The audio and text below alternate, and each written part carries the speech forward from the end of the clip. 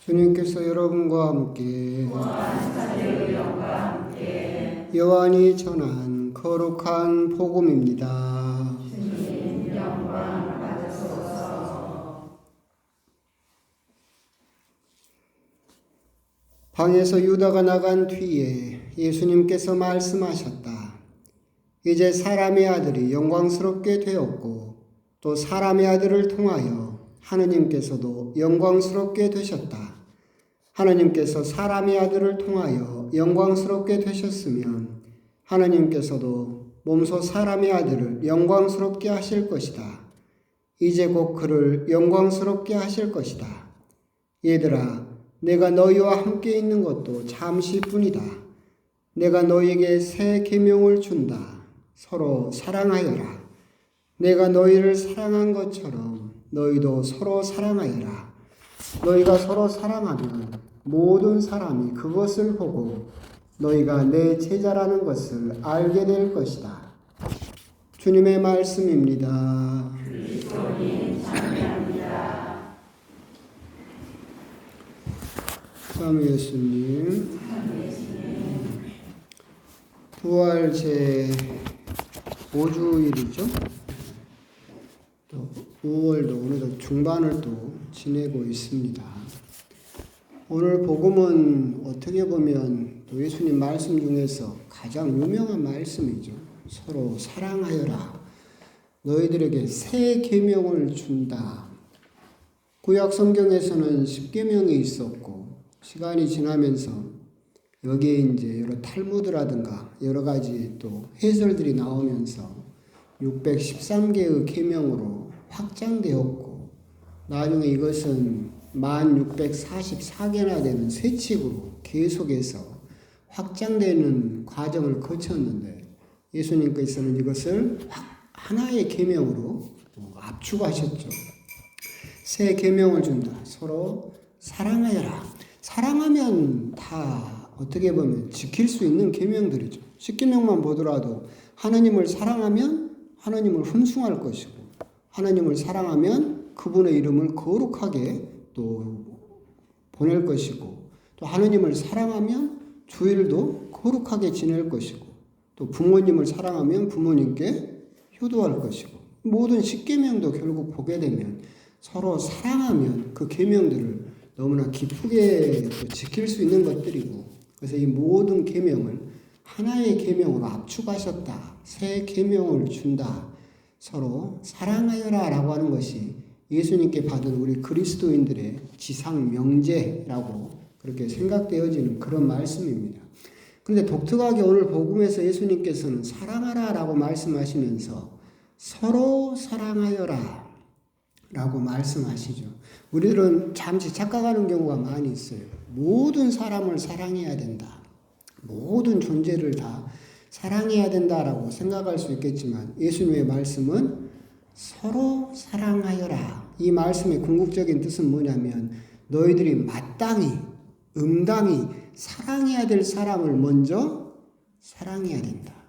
여러분들이 먼저 응당히 사랑해야 될 분은 누굽니까? 하느님이고 그리고 여러분들의 가족이죠. 그리고 이 공동체의 사람들이고 너희들이 응당 사랑해야 될 사람을 사랑하는 것이 먼저이다. 근데 우리들은 자칫 잘못하면 TV에 나오는 연예인들 무슨 박보검이니 BTS니 이런 연예인들을 막 사랑하죠. 안 그럽니까? 그러죠. 그런 사람들은 사랑한다면서 남편이 옆에 오면 딱 째려보면서 뭐라고 합니까? 뒷산에 호랭이는 뭐 하는지 몰라. 저 왼수 화상 안 잡아가고. 그러면 안 된다. 안 된다. 너희들이 마땅히 사랑해야 될 사람을 먼저 서로 사랑하여라. 그 모습을 보고 다른 사람들이 너희들이 내 제자라는 것을 알게 될 것이다. 그 사랑은 넘쳐서 분출돼서 주변의 모든 다른 사람들에게 번져나가게 될 것이다 라고 하는 점, 그런 점을 이야기를 하고 계신다. 우리들 그렇기 때문에 모든 사람을 사랑하여라 라고 하신 것이 아니라 서로 사랑하여라 라고 말씀하셨다는 것을 우리들은 생각해 볼 필요가 있습니다. 하지만 이 부분에서 우리들이 자칫 잘못하면 함정에 빠질 수 있어요. 어떤 함정에 빠지느냐라고 한다면 동양에서도 그렇죠. 그 대학에 나오는 것처럼 성의정신, 경물치지 다음에 수신, 재가, 치국, 평천하. 우리 동양도 그러죠. 먼저 내 몸을 세우고 그게 되면 집을 온전하게 다스리고 집을 온전하게 다스리면 그 다음 단계로 나라를 다스리고 나라를 잘 다스리면 세상을 이렇게 그렇게 동심원처럼 호수에 돌을 던지면 물결이 이는 것처럼 번져 나간다라고 우리 동양도 그렇게 생각을 하고 서로 사랑하여라 그러면 우리 역시도 그렇게 생각을 할 수가 있어요. 그게 틀린 생각은 아니긴 하지만 여기에는 함정이 있어요. 무슨 함정이 있느냐면 그걸 여실히 보여주는 게 얼마 전 있었던 사건이었는데 미국의 부통령이 프란시스코 교황님께서 선종하시기 바로 전날이죠. 마지막으로 아련한 교황님을 마지막으로 만난 외부인이 미국 부통령이었어요. 미국 부통령도 카톨릭 신자고 그래서 교황님을 존경해서 만나러 온 게 아니에요. 싸마로 왔어요. 싸마로.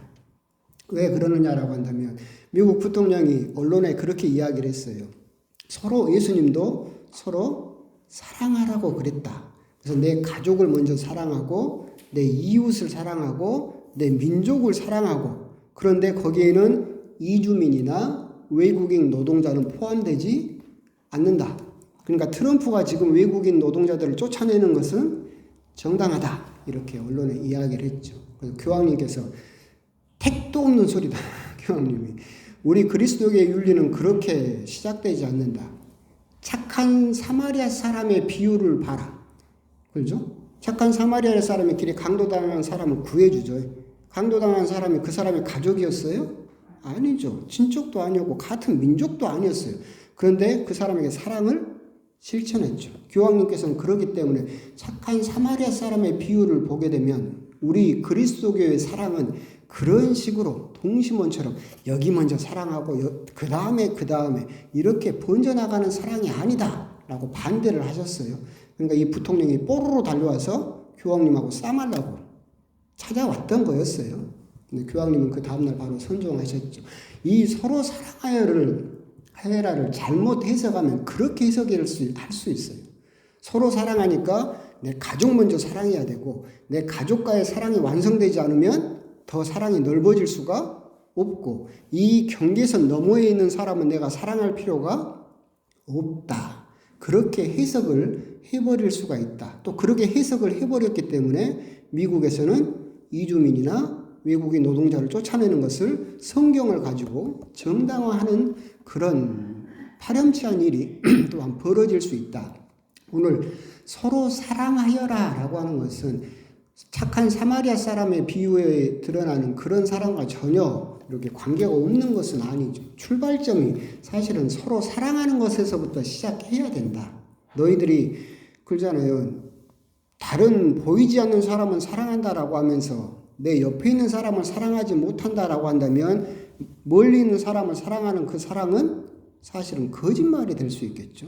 가장 가까운 사람조차도 사랑하지 못한다라고 하면서 다른 모든 사람을 사랑할 수 있다라고 한다면 그 모습을 보고 어떤 사람이 너희들이 내 제자라는 것을 알겠느냐. 사랑의 출발점은 너희들의 가까이 있는 사람을 서로 사랑하는 것. 그리고 그 사랑이 넘쳐서 다른 모든 사람에게 번져나가는 것. 그리고 이 사랑이 번져나가는데 차별이 있을 수는 없다. 이것이 결국 예수님께서 가르치신 것이고 그렇기 때문에 서로 사랑하라라는 구절에만 너무 집중하게 되면 사실은 또 다른 차별을 불러일으킬 수도 있겠다. 서로 사랑하라라는 이 사랑의 출발점 그리고 이 지향점은 착한 사마리아의 비유처럼 나의 도움을 필요로 하는 사람도 사랑할 수 있도록 우리들은 점점 더 사랑이 커져 나가야 된다라는 것으로 이해하실 필요가 있겠습니다. 서로 사랑하여라. 내가 너희들을 사랑한 것처럼 너희도 서로 사랑하라라고 말씀을 하셨죠. 그럼 우리들은 이제 서로 사랑해야 되죠. 내 가족도 사랑하고 마땅히 내가 사랑해야 될 사람을 사랑해야 된다. 근데 어떻게 사랑해야 됩니까? 돈 주면 됩니까? 월급 착실히 벌어다가 꼬박꼬박 주면 되는 거예요? 사랑은 모르죠. 저도 잘 모릅니다. 제가 혼자 사는 제가 사랑이 뭔지 뭐 얼마나 알겠어요. 근데 사랑에 대해서 이제 이야기를 하게 되면 누누이 말씀드렸잖아요. 사랑이란 말은 어디에서 나온 말이라겠어요? 응? 살에서 나왔다고 그랬죠. 살. 사랑은 그래서 살아있다. 이 살에서 나온 말이죠. 그럼 사랑한다는 것은 쉽게 말하면 어떤 것이냐라면 그 사람을 살맛 나게 해주는 게 사랑하는 거예요. 그게 사랑하는 거죠. 그러니까 살아있다. 이 살에서 나온 생명을 가지고 있다는 거에서 사랑이 나온 말이다라고 한다면 내가 누군가를 사랑한다라고 한다면 그 사람이 나로 인해서 살맛이 난다라고 한다면 진짜로 참되게 사랑하는 것이다. 잠시 옆에를 한번 이렇게 쳐다볼래요? 옆에 있는 사람이 나 때문에 살맛이 나는 것 같아요? 아니 남편을 쳐다봐야지 옆에 있는 사람을 왜 쳐다봐. 그러면 여러분들이 사랑을 서로 사랑하고 있는 것이죠. 결국은 사랑이라고 하는 것은 어렵고 뭐 정의하기 정말로 난처한 정의이기도 하겠지만 내가 정말로 서로 사랑하고 있다라고 한다면 한번 곰곰이 떠올려 볼 필요가 있어요. 나로 인해서 내 남편이, 내 부인이, 내 가족이 정말 살맛이 나고 있는가? 그렇다면 나는 정말로 사랑하고 있는 예수님의 제자이다라고 하는 거죠. 여기에 대해서도 이제 누차 말씀드렸지만 그러면 살맛이 나게 하려면 어떻게 해야 됩니까? 라고 한다면 거기에 대해서는 이제 사랑이 사랑이려고 한다라고 한다면 첫 번째는 관심이 있어야 되고 두 번째는 책임이 있어야 되고 세 번째는 존중이 있어야 된다라는 말씀은 귀에 딱지가 않게 말씀을 드렸었는데 그것도 한 가지 방법이긴 하겠지만 여러 가지 다른 방법이 있겠죠. 내가 정말 사랑해야 될 사람을 살맛 나게 하기 위해서 뭐 자주 웃어주는 것도 있을 것이고 좋은 데 가서 맛있는 것을 먹는 방법도 있을 것이고 매일같이 하루에 뭐 10번씩 사랑한다라고 말을 해주는 방법도 있을 것이고 중요한 건 뭐예요?